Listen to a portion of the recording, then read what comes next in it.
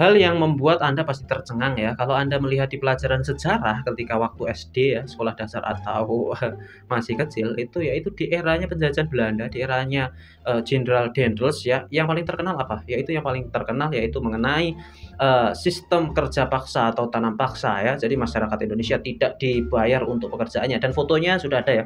Yaitu mengenai pembuatan jalan lintas Jawa ya, dan di situ dipekerjakan tanpa adanya upah. Oke.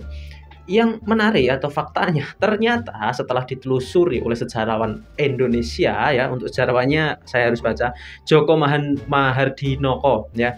Di situ menyatakan bahwa sebenarnya ya pemerintah Belanda itu sudah menyiapkan anggaran untuk pekerja ya. Jadi nggak ada yang namanya tanah paksa.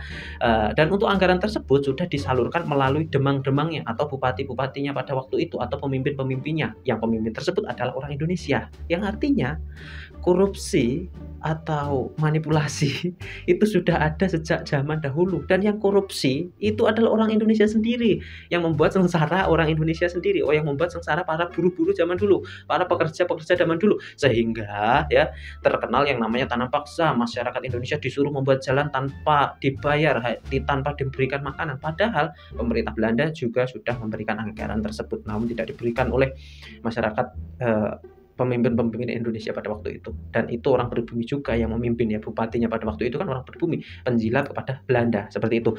Dan salah satu buktinya juga ada sejarawan dari Belanda, yaitu Peter Carey, juga menyatakan ya bahwa pemerintah juga sudah menganggarkan uangnya, namun tidak mengetahui apakah uang tersebut sudah disalurkan kepada pekerja atau belum, atau dikorupsi atau belum, dan tidak mengetahui berapa yang disalurkan. Tetapi untuk nominalnya sebenarnya sudah disiapkan sesuai dengan kebijakan pada waktu itu.